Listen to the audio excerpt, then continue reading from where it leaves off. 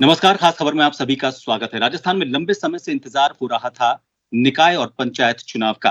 Court में भी मामला पहुंचा, सरकार की तरफ से पक्ष रखा गया, विपक्ष ने इसको लेकर कई तरह के आरोप लगाए। लेकिन अब जबकि इसकी तारीखें लगभग तय हो चुकी हैं, गिने में होंगी क्योंकि इसको लेकर जो निर्देश दिए गए हैं उनकी तरफ से उनका पालन निर्वाचन आयोग की तरफ से किया जा रहा है। खैर, अब जाजम जम चुकी है तो उसके बाद सियासत के पास जो काम रहता है वो होता है सियासत करना, क्योंकि अब सियासत को लेकर उनके पास एक टारगेट है।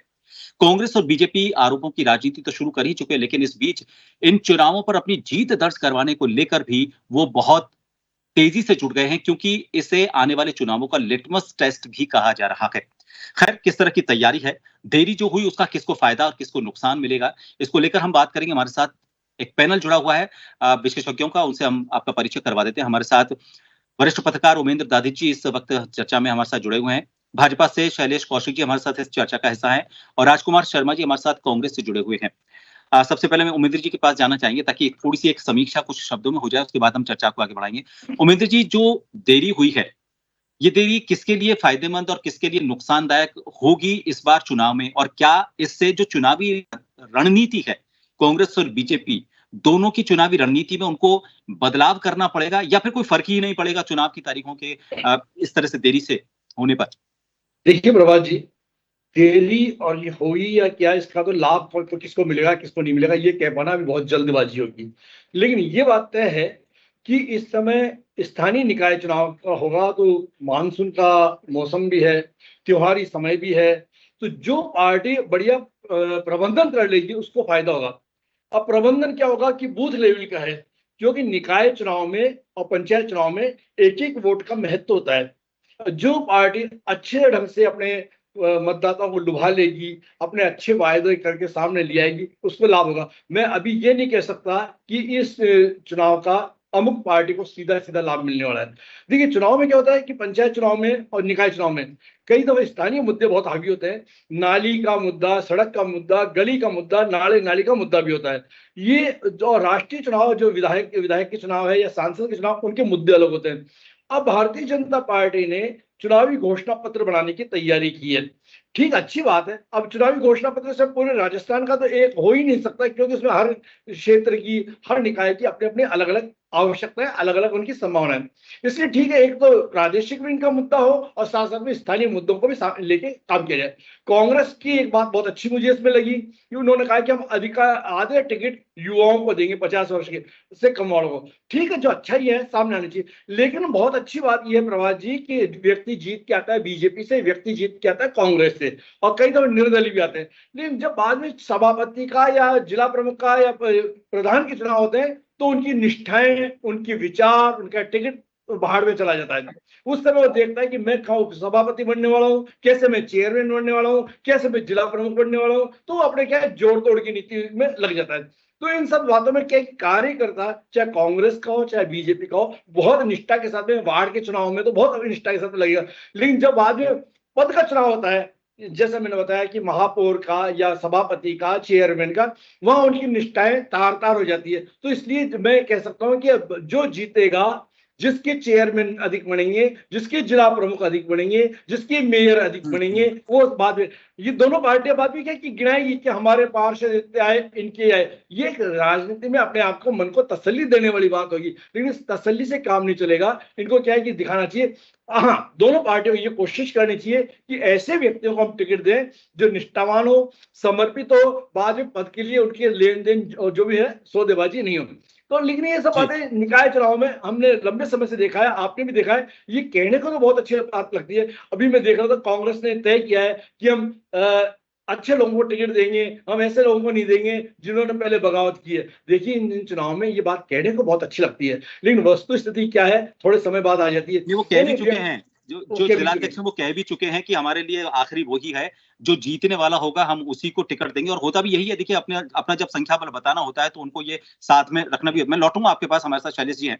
शैलेश जी, देखिए, जो देरी हुई है, आपको नहीं लगता कि जो देरी हुई है उसको लेकर जब आप प्रचार के लिए मैदान में उतरेंगे तो आपको उन सवालों के भी जवाब देने होंगे कि ये देरी क्यों हुई? क्योंकि इसकी वजह से जो काम अटके पड़े हैं ना, चाहे निकाय की बात करें या चाहे पंचायत की बात करें, जो कामों में देरी हुई है वो सवालों के तौर पर आपके सामने आएगी जब आप प्रचार के लिए पहुँचेंगे, नहीं लगता आपको ऐसा?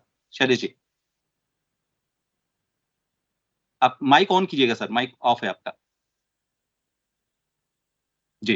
प्रभात जी, ये जो देरी नहीं कह सकते, इसको एक सकारात्मक कदम कह सकते हैं, जो कि भजनलाल जी की सरकार ने आते ही कहा था कि हम ये जो लगातार 25 महीने तक जिस तरीके से चुनाव चलते हैं, 9 चरणों में पंचायतों के चुनाव, निकायों के चुनाव, उन चुनावों को हम एक तरफ ले जाएंगे, जिससे कम से कम अब आप देखिए निकाय के चुनाव 2 चरणों में होंगे पूरे राजस्थान में, और एक प्रपार्टी बन जाएगी कि आगे भविष्य में जब भी 5 साल बाद चुनाव होंगे तो वो एक टाइम पर हुआ करेंगे। अभी किसी एक नगर पालिका में, एक निगम में, 2 पंचायतों में, 3 जिला परिषदों में, तो एक सबसे बड़ा सकारात्मक प्रयास किया, जिसके माध्यम से न केवल कर्मचारियों के जो काम प्रभावित होते हैं, उनकी ड्यूटी लगती है, पुलिस सुरक्षा को इधर से उधर होना पड़ता है, तमाम तरीके का धन का व्यय ज्यादा होता है, तो सरकार ने एक प्रयास किया और इसको मैसेज राजस्थान की जनता को इतना अच्छा गया है, जिसका चुनाव में दिखेगा। जहां तक आप बात कर रहे थे काम प्रभावित हो रहे हैं, देखिए पंचायतों में तो सरकार ने स्पष्ट रूप से उन्हीं सरपंचों को प्रशासक बनाया जो थे।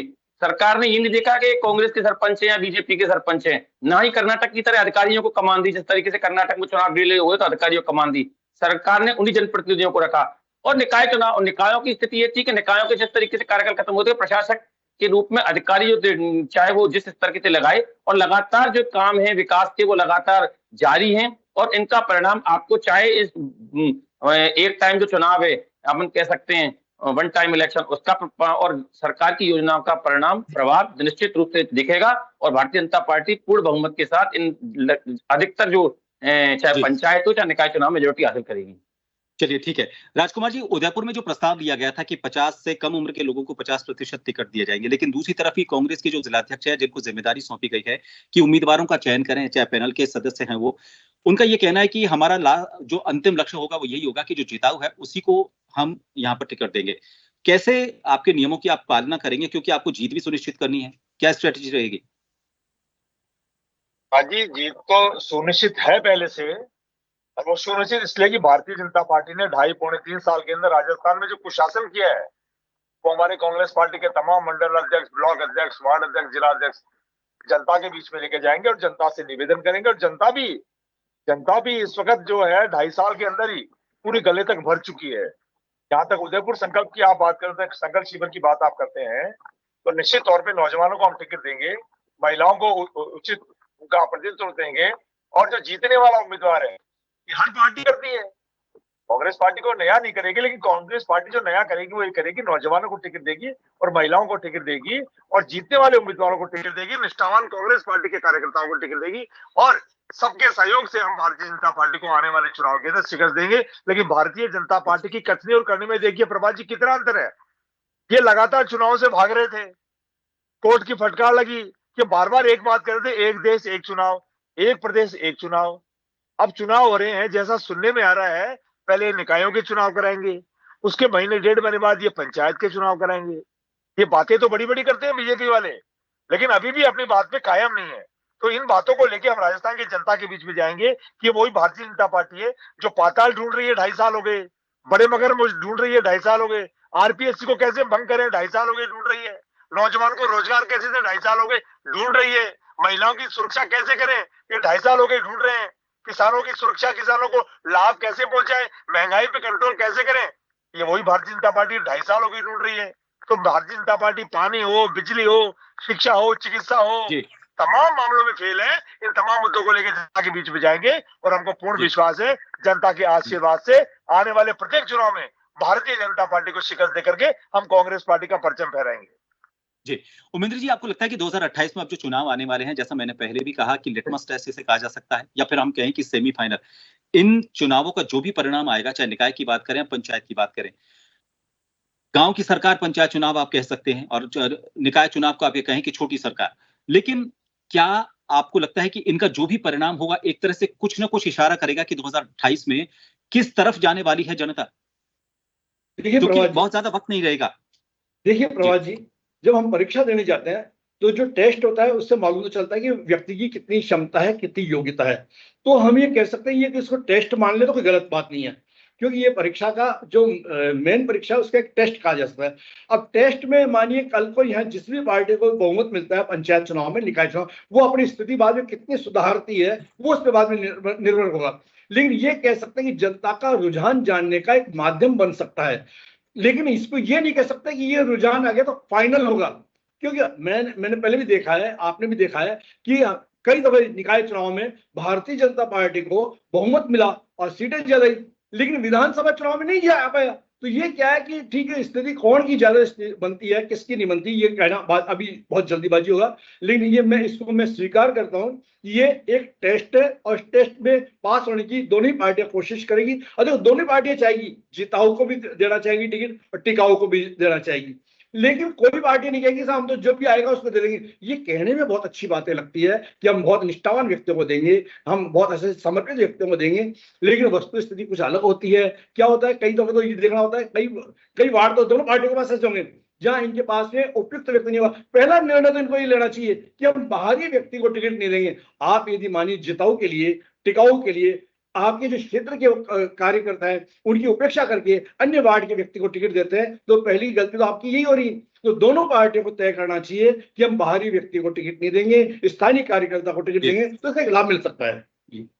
जी शैलेश जी, देखिए जो मुद्दे हैं, बीजेपी के जो वरिष्ठ नेता हैं, चाहे हम प्रदेश नेतृत्व की बात करें, उनका ये कहना है कि हमारे पास जो पिछले 2.5 से 3 साल का जो कार्यकाल रहा है राजस्थान का, भजन सरकार का, हमारे पास उसकी उपलब्धियां हैं बताने के लिए, और केंद्र सरकार की उपलब्धियां हैं। निकाय और पंचायत चुनाव में भी अगर केंद्र और राज्य सरकार के भरोसे आप मैदान में उतरेंगे, तो फिर स्थानीय मुद्दों को तो एक तरह से आप ये समझ लें कि आप दोयम दर्जे पर लेकर जा रहे हैं, वो तो आपके फोकस में ही नहीं है।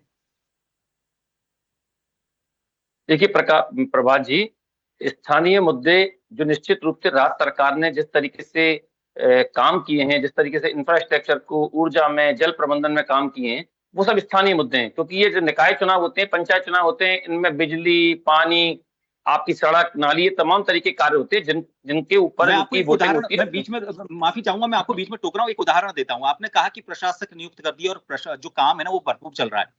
मैं पत्रकार होने के नाते आपसे ये सवाल नहीं कर रहा हूं, एक आम नागरिक होने के नाते आपसे सवाल कर रहा हूं।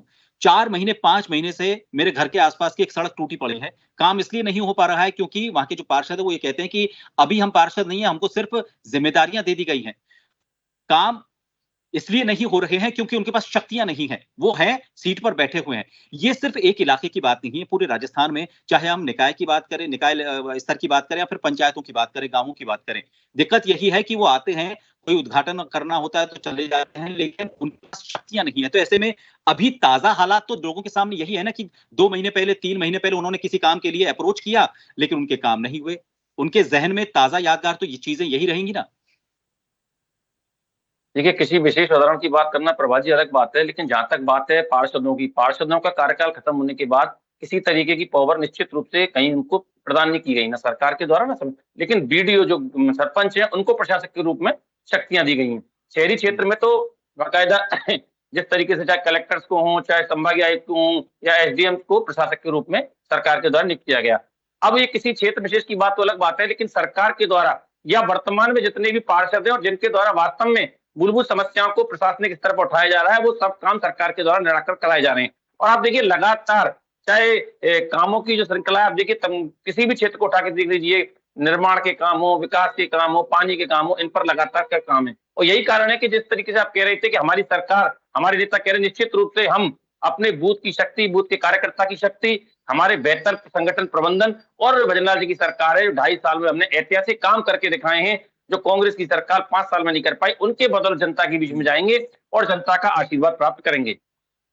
जी राजकुमार जी, आपके बैठकों के सिलसिले चल रहे हैं। हाल ही में जो कल एक बैठक हुई थी, आपके जयपुर शहर जो जिला कांग्रेस कमेटी है उसकी बैठक हुई थी, और वहां पर आपके ही 2 नेता जो विधायक प्रत्याशी रह चुके हैं, अर्चना शर्मा और आराध्य तिवारी, उन दोनों ने अपना दुख वहां पर साझा किया। उनका ये कहना है कि उनकी जो भीतरघात है, या फिर ये कहें कि अपनों ने ही उनके पैर खींचे, तो ये जो इशारा करता है ना इस तरह से मीटिंग में, ये इशारा ये करता है कि जो गुटबाजी है वो अभी भी हावी है, या फिर जिनको टिकट नहीं मिलता है वो किसी ना किसी तरीके से जिसको टिकट मिलता है उसकी टांग खींचने में लगते हैं। ये तो सार्वजनिक तौर पर, सार्वजनिक तो नहीं लेकिन जो मीटिंग है उसमें सबके सामने, कांग्रेस पदाधिकारियों के सामने उन्होंने अपना दुख ये साझा किया है। इस दुख के साथ या इस तरह की जो राजनीति हो रही है उसके साथ आप कितना आपको मजबूत मानते हो, और इससे निपटने के लिए आपको नहीं लगता कि एक आपको रणनीति तय करनी होगी?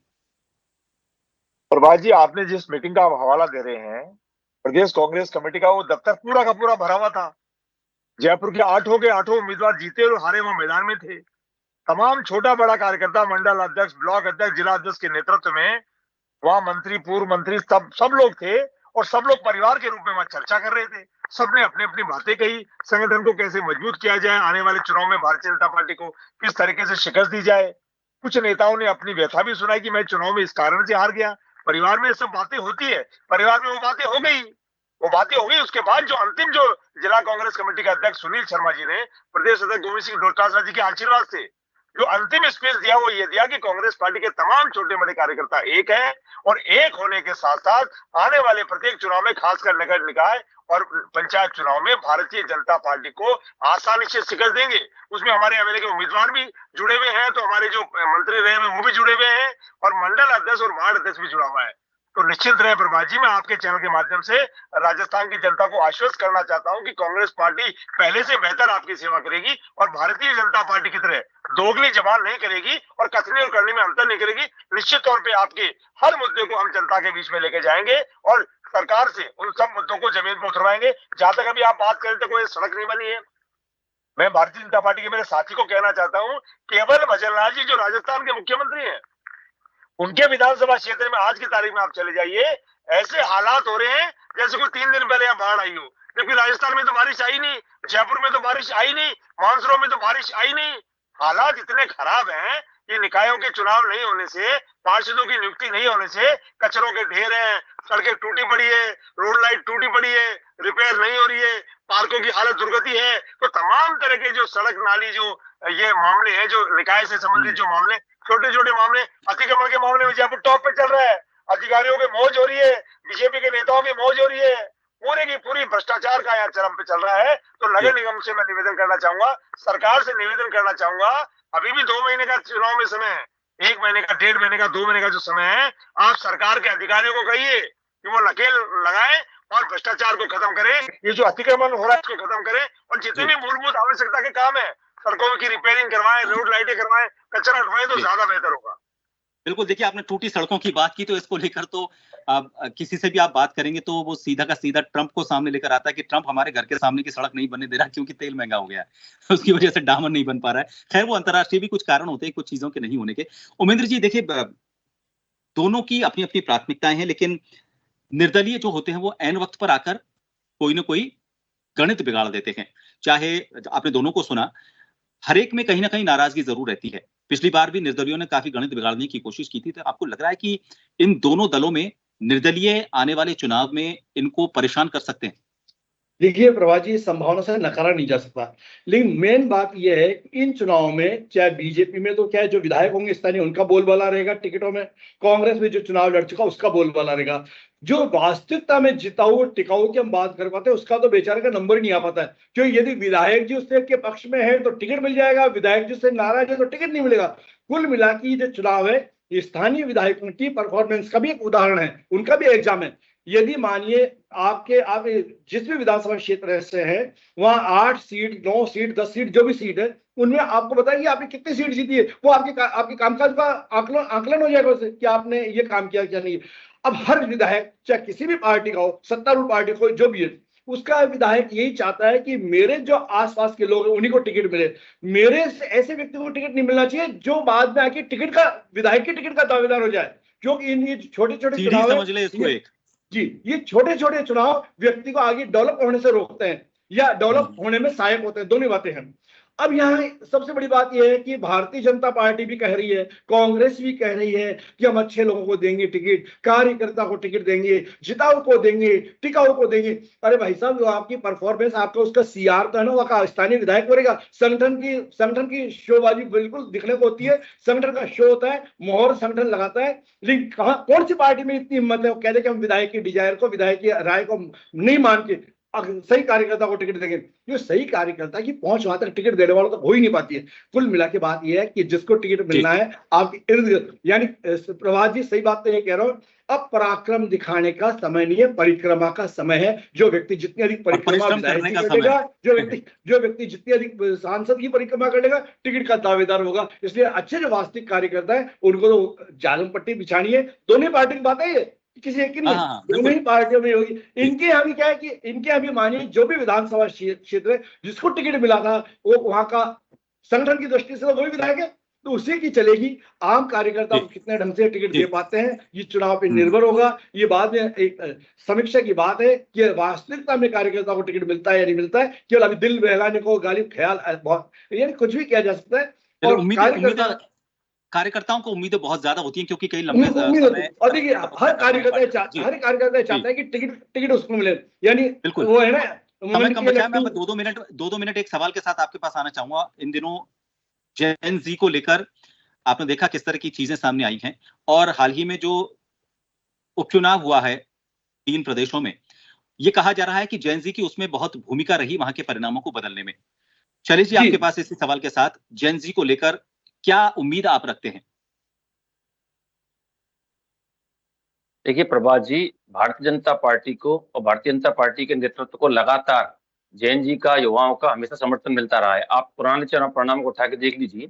अब जो जिन परिणामों की आप बात कर रहे हैं कि तो निश्चित रूप से भारतीय जनता पार्टी वो पार्टी है, कांग्रेस की तरह नहीं है कि हम जीत गए तो ईवीएम सही है और हार गए तो ईवीएम खराब है। हम तो उस निर्णय को, जनता के निर्णय को सेठ स्वीकार भी करते हैं और उसकी समीक्षा भी करते हैं कि हमारी कहाँ कमी रही। बाकी जिस तरीके से जैन जी का लगातार समर्थन मिलता रहता है उसका, और भारतीय जनता पार्टी आप देख रही है कि लगातार युवा नेतृत्व को आगे ला रही है। कांग्रेस में तो अभी आपने बात चर्चा की थी कि उदयपुर जो सम्मेलन हुआ था उसकी कितनी बताइए जिलाध्यक्षों में, या कितनी नियुक्तियों में, कितने परिणाम है, कितने टिकटों में आपने। लेकिन भारतीय जनता पार्टी की तो आपको देख लीजिए, हमारे तो तमाम तरीके के युवा नेतृत्व को लगातार आगे लाते हैं, तैयार करते हैं, कार्यकर्ता को आगे लाते हैं और जिम्मेदारी देते हैं। तो जो जैन जी है उसको भारतीय जनता पार्टी लगातार आगे भी ला रही है और जैन जी के साथ जो संवाद है उसको भी कर रही है। निश्चित रूप से इसका परिणाम आगे चुनावों में आपको दिखेगा। राजकुमार जी, इसी सवाल के साथ आपके पास लौटेंगे। जेन जी को लेकर आप कितनी उम्मीदें और क्या आपकी तैयारी है? क्योंकि बहुत युवा, जो देश भारत को कहा जाता है, युवा भारत कहा जाता है, युवाओं को देश कहा जाता है। अजी हम तो हिंदुस्तान के युवाओं के साथ पहले भी खड़े थे, आज भी खड़े हैं, भविष्य में भी खड़े रहेंगे। लाठी गोली तो भारतीय जनता पार्टी ने चलाई है, अब हिसाब तो उनको चुकाई दिया। कल एक फूल और 2 कांटे मिले भारतीय जनता पार्टी को।